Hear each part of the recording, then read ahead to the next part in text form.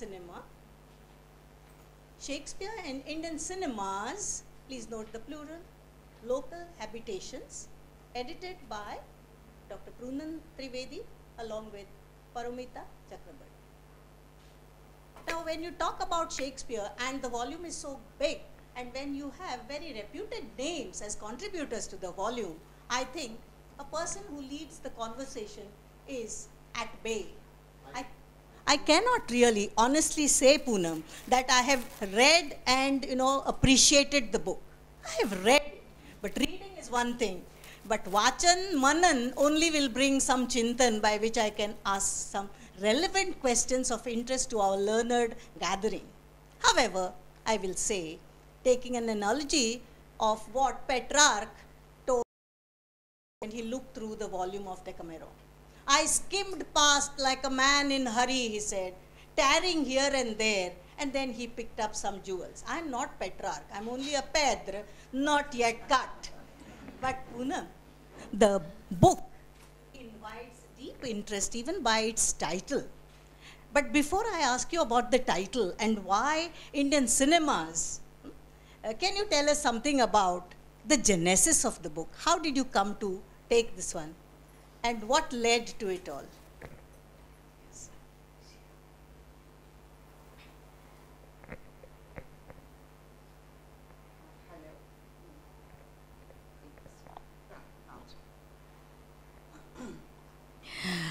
Yes, thank you, Kiran. And before I begin, I must thank the Goa Arts and Literary Festival, organizers, Bhai Damodar and Vivek, for bestowing this honor upon me to come and speak about my book and my interests. I know that there are lots and lots of books and likely topics which are fighting for space in this function. And I am truly grateful for having been provided a small slot. And thank you very much. Yes, the book, to start off, how did this book come about? This book is actually a follow-on of my long-standing interest in Shakespeare in India. For more than 20 years, I have been researching this topic. This began, I have spent my life basically being an English teacher and bringing the riches of English literature and Shakespeare included to young students and whoever cares to listen. But after a while doing this in Delhi, one is possessed with a kind of itch to contribute to one's own environment in a kind of critical sense. And one wonders how, for literary critics and for teachers of English, the scope is somewhat restricted. And I thought, I have to use my own disciplinary expertise to interpret my own literary, theatrical, and other environments. And I found that, Shakespeare has a very strong role to play in the growth and development of Indian theatre first, of Indian theatrical writing, and then later on in Indian cinema. And even more in the fertilization of the literary minds, in the late 18th and 19th centuries. So this is what I have been researching and writing about for a while. My first book was India's Shakespeare, Translation, Interpretation, and Performance. My second book, which talked a lot about, some of these issues, translations. There are seats here, people wanting to come in, and we could have directed them to the seat here. This empty space. My second book expanded this field. It was called Replaying Shakespeare in Asia, where we compared particularly theatrical productions of Shakespeare in traditional Indian theatre forms with the theatre productions in China, Japan, Malaysia, Indonesia, etc., in all these areas. My third book, Shakespeare's Asian Journeys, and in fact I'm working on another book called All the World is His Stage, Asian Interventions in Global Shakespeare. So this is part of an ongoing, let's say, interest and passion, which I have a critical odyssey, I must say, and there is yet more to come. But I agree with you, Poonam, that Shakespeare has been the staple of inspiration to modern Indian theatres in many languages, particularly the Parsi theatre, and also to the germination and the takeoff of the process of translation in a modern sense in many Indian languages, particularly in British India, not so much in Estado de Goa, that is the Portuguese dominion. But they have been adaptations of theatre in their own ways. Correct? And adaptations and transmutations don't go well with contemporary critics always. For one, I was glancing through and I found that critics like Robert Burt, etc., they feel that this appropriation is not so much welcome, that it is a way of commodification of Shakespeare. And what have you to say? Do you also take a leaf out of this? Well, yes, Richard Burt is a critic who loves to be controversial. And there is a concern, yes, amongst, in the very strict Shakespeare studies field, that Shakespeare is being, in a way, used and abused by other people and transformed into something that he is not. Commodification is one of those things. However, you cannot stop people from interpreting classics as they wish to. And in fact, Richard Burt is now on the retreat. There is adaptation is the name of the game now. There are dozens of books now coming out which discuss and talk about how Shakespeare's plays are being adapted the world over. And there are different trajectories of them. There is a whole series of theories brought out to define and explain what these processes of adaptations mean. You know, some are simple adaptations, some are set, and some change things around very strongly. In some, you cannot actually figure out where and what is Shakespeare. It's been transformed so comprehensively, but the germ somewhere was Shakespeare.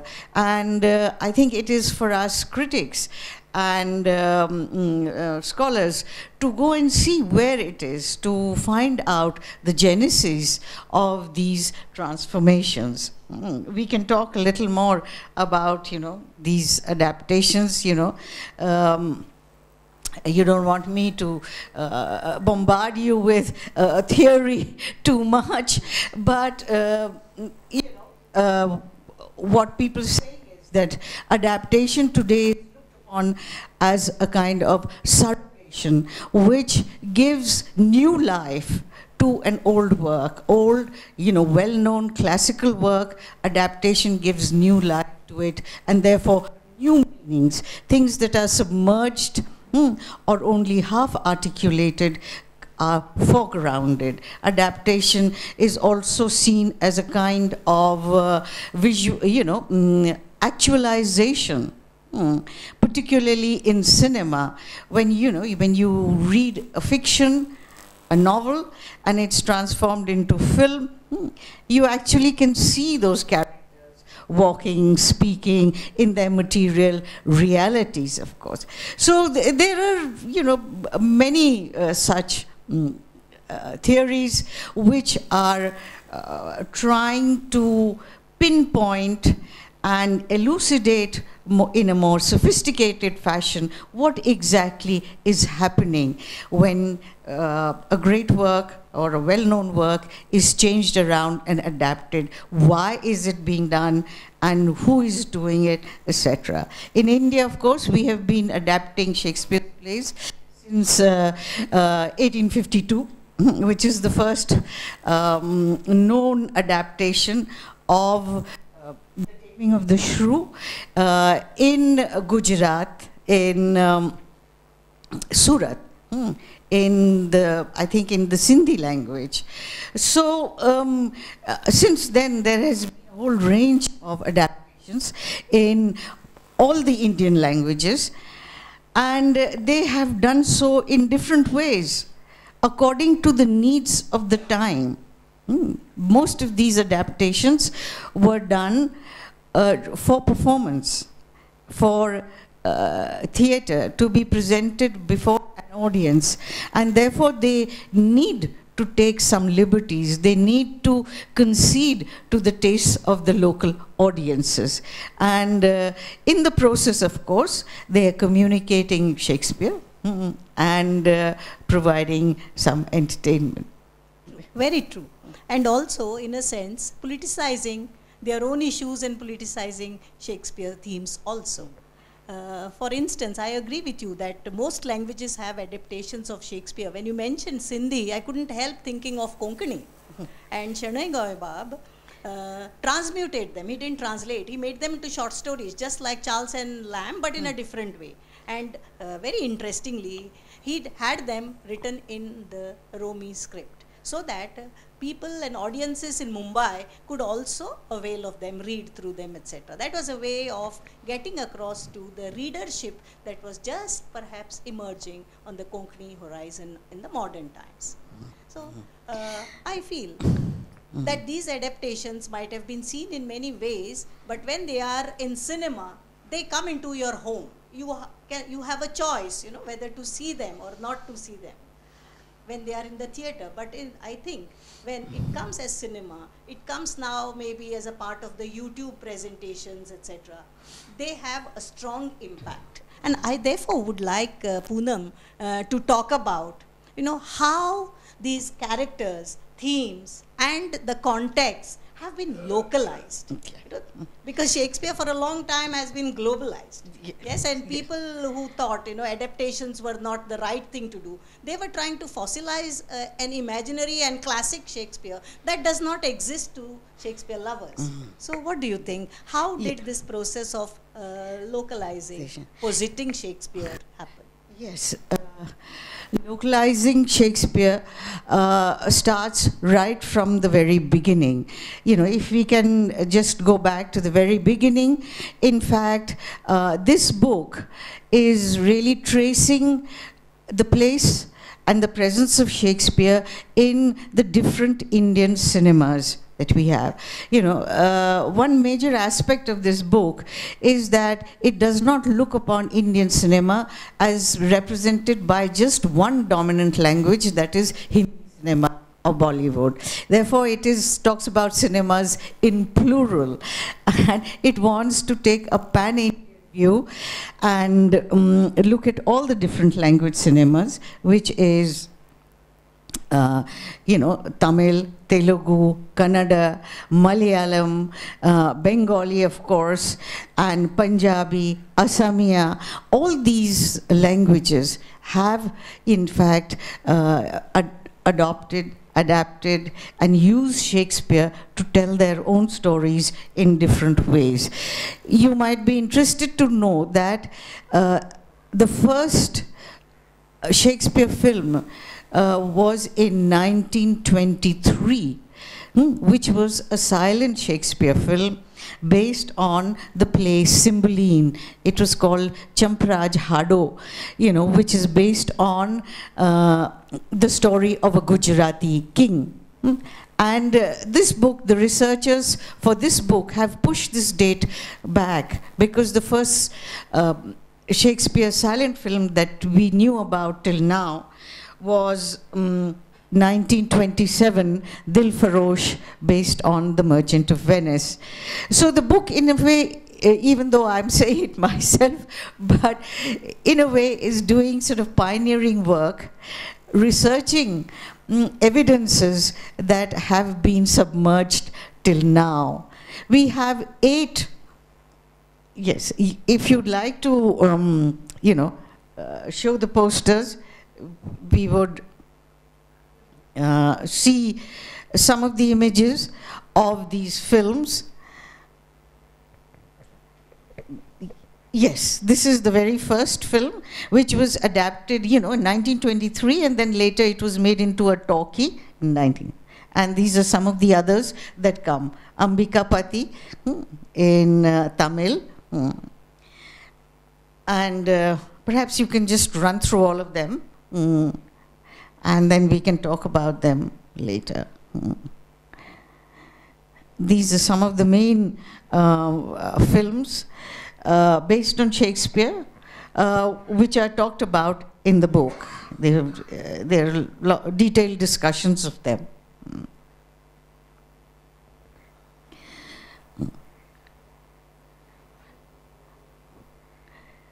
Yes. Unfortunately, all these silent Shakespeare films are currently put down as lost. We are not able to trace them anywhere, so we do not know the detail of how they visualized Shakespeare, but all of them Indianized Shakespeare and his stories totally to present them to this audience. The first, in fact, talkie, not of Shakespeare, of Hamlet, which is the most well-known play of Shakespeare. It is not known and it is not acknowledged even in the bibliographies of Shakespeare cinema that the first talkie Hamlet was Khoon Ka Khoon by Sohrab Modi, which was produced in India, in Bombay, in 1935.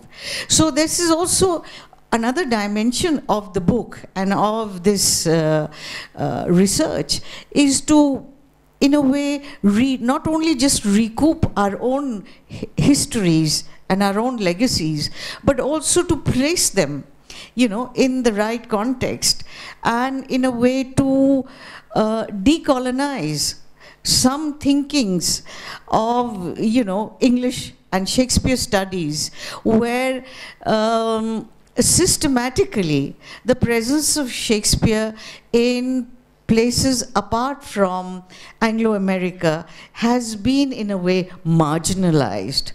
So it is to kind of assert ourselves in a kind of larger context. That is one of the, agendas of this book.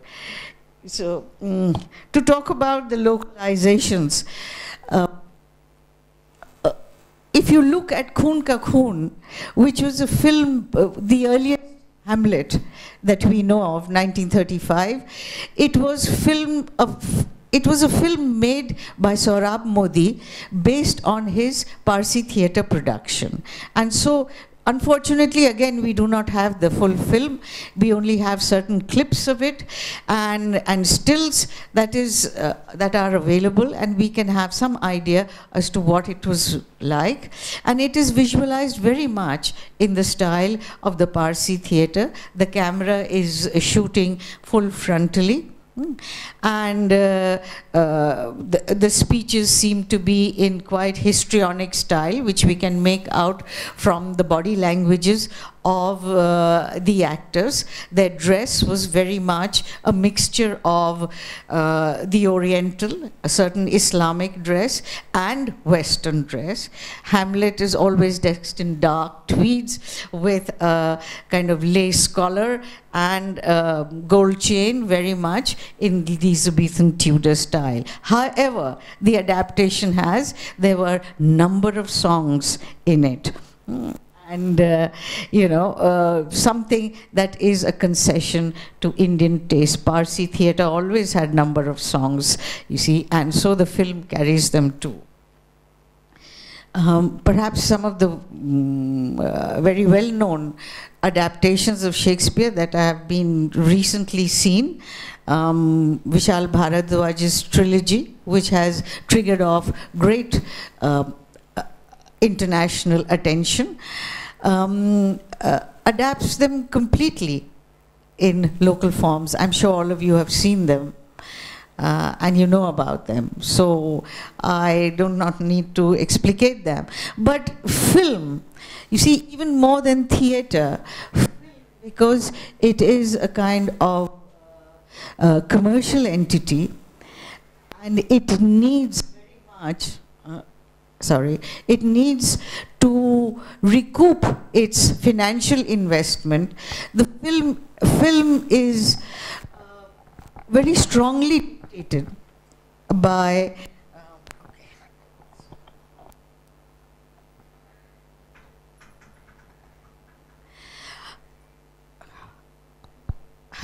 film adaptations are very strongly dictated by attention to the box office, and therefore you find that, you see, they have to be localized to varying degrees. Definitely. And Vishal Bharadwaj has done them so well that for those who don't know Shakespeare, they will sort of read these films as local stories. True that. And when we talk of recontextualization and also of the box office demands, we must realize that filmmakers in particular are also concerned about the audience preferences, particularly nowadays. And yet you will find, when you look at the Bharadwaj trilogy, you will see that there has been not only a recontextualization, a regendering of the protagonist, if may say so, without touching upon the plot line more or less, even while you have these characters. I remember Poonam herself has an article therein which is called Women as Avengers, which underscores what women have been in Shakespeare. Liberal, sometimes particularly in his comedies, intelligence, etc. But always on a leash. They are never let go on the power path, even if it is the vivacious protagonist, the female protagonist of Merchant of Venice. You will see, the moment she chooses to marry the man, then her all is his. He becomes the master, the man, and the potentate as well. So in this context, Bharadwaj films acquire a lot of significance. And I would like Poonam to share with us her point of view in analyzing these films. From gender perspective in particular, you have given a lot of yes, I have made an argument in my essay that Vishal Bharadwaj's depiction of the women in the three tragedies that he has filmed, Macbeth, which is Makbul, Omkara, which is based on Othello, and Heather, which is based on Hamlet, the three main female characters, Lady Macbeth and Desdemona and Gertrude, have been in a way reformed. Their characters have been changed, not drastically, but some shifts have been implemented, which in a way expand their characters and give these women greater agency. In Shakespeare, you find that these are very strong characters, yes, but nevertheless, at the end, because it is a tragic play in which the protagonist is always male, these the female characters in Shakespeare always, in a way, are, at the end, are subservient to the male trajectory. Bharadwaj changes this around, and he changes them around to articulate certain local imperatives. Local meaning Indian imperatives. And in Maqbool, Nimmi becomes a mother, which Lady Macbeth never could have a surviving child. Lady Macbeth was a mother, but she did not have a surviving child. In Bharadwaj, Nimmi becomes a maternal figure. Her child survives, though she herself dies. And through that child, see, there is hope for peace at the end of the gang wars. At the end, one of the last sequence is how this child is being accepted and cradled by Abuji's daughter and her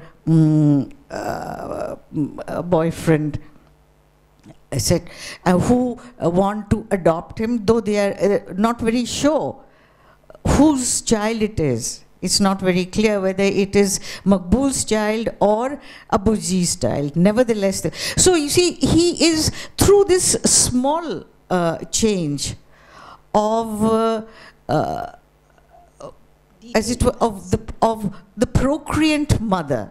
You see, Bharadwaj changes the emphasis of the character. And from Lady Macbeth, who is known as the fourth witch in traditional Shakespeare criticism, is now becoming a very procreative maternal figure who becomes a symbol for change and for good and peace. Similarly, in Omkara, you see, you have, though Desdemona dies, you have the figure of Amelia, played by Indu, who in fact becomes an instrument of justice. At the end of Shakespeare's Othello, you are always left with some niggling feeling that, justice has not been done because the villain gets away. You see, Iago, who is, such a wicked fellow, you don't know why he has done all this treachery, which has led to the death of so many people. And he seems to get away. You never see him being punished on stage. In the film, he is his head is slashed by his own wife, which is important, that the woman becomes the instrument of justice.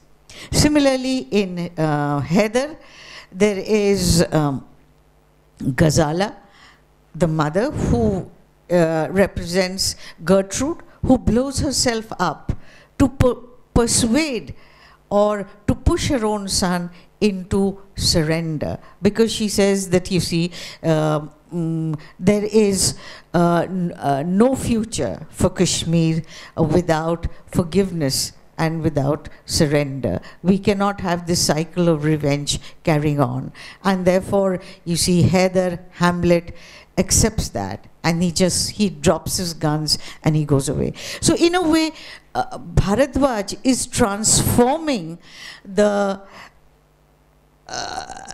basic trajectory of Shakespearean tragedy, as it were. Because there it is the male protagonists who always achieve, the final justice. Here it is the females who are given the agency to, as it were, project justice, reconciliation, and a kind of harmony. Yes, I think if you compare the two deaths of Ghazala and Gertrude, you're able to see this. In Hamlet, you just see Gertrude in a kind of a piecemeal gesture, which is very significant to indicating that the king is, the culprit. But you see here how an attempt is made to save her son through her own blowing up. And Bharadwaj, I remember reading in the book and even listening to an interview, he said Kashmir was his Hamlet. So, that brings us to also the issue of territory. And I remember there are a couple of essays in the book that talk about this territorialization of women. Like, I just want to add something to this. In ancient past also, women have been associated with land as possession. The main, as it was, very closely linked to domain. And it was like what we call in Konkani as ghar-bhat. Land associated with the house, linked to, and which can be worked by the owner to his advantage, etc. But now, is this the same thing? There is a certain kind of growth in this. What kind of association of women with territory is seen here? Because in India, there has been another idealization of women as well. So, India as the motherland, as the nation, land as mother, and so, is it of that kind? And what do you see?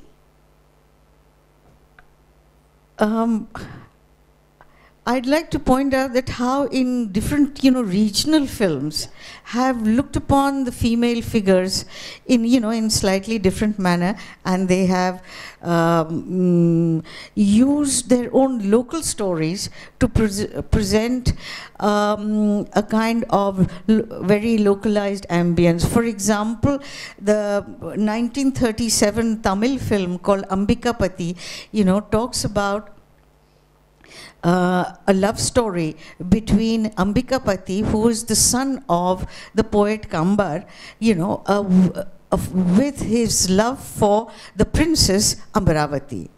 And the king sets them a wager that they have to sing he has to sing these 100 songs, and then he's tricked and he can't quite finish it, and then he's kind of beheaded, etc. But this film, you see, what is it to do with Shakespeare? When this story is being filmed, the director interpolates, you see, lines and scenes from Romeo and Juliet, because these are also star-crossed lovers, and he interpolates them, and you have this amazing record of Shakespeare's own verse being translated into Tamil, sung out as a song in the film. So therefore there are these kind of intertextualities coming in, and the regional and local regional culture is kind of using Shakespeare to project itself forward. This film also brings in the balcony scene, which is so iconic of Romeo and Juliet, along with, the lover's kiss, etc. This was a very bold film for that time, 1937, and was extraordinarily popular. Okay, we are being told time is out. Maybe we can project one question. Not to show. We needed to leave time for questions. Steal 2 minutes? Because the audience also did not move. I think they deserve a question or two. So, see, by always as a subclause which legitimizes it, and therefore now this discussion is open to your responses in lieu of questions, just some observations, rejoinders, please. I request that the response be verbally short, so that Good afternoon, ma'am. So I know that Shakespeare is one of the greatest playwrights, and obviously when he's dead, now at this level we are reading his plays. So ma'am, among all the plays which were written or directed by Shakespeare, what is your favorite play of all? My favorite play? You don't mean my favorite Shakespeare film? Well, my favorite play is a play that's not sort of prescribed very often in syllabi. Is Measure for Measure. Do read it. It's a very serious play which speaks very much to contemporary times. It has a kind of Me Too scenario in it. But I'll tell you my favorite Shakespeare film also, which is Kaliyatam. Produced by Jayaraj. It is an adaptation of Othello, set in rural Kerala. And it's a very sensitively made film, because we didn't talk about, film as such, because film is the visual medium. And while Shakespeare's plays are so wordy, so how do you work with Shakespeare? You know, that is the great challenge of the film. And Kaliyatam has used, you know, its cinematic techniques and its cinematic imagery to, in a way, encapsulate so much of Shakespeare's imagery into that. So this is, it's very well worth seeing. I'm sure you can get it on YouTube. Yeah.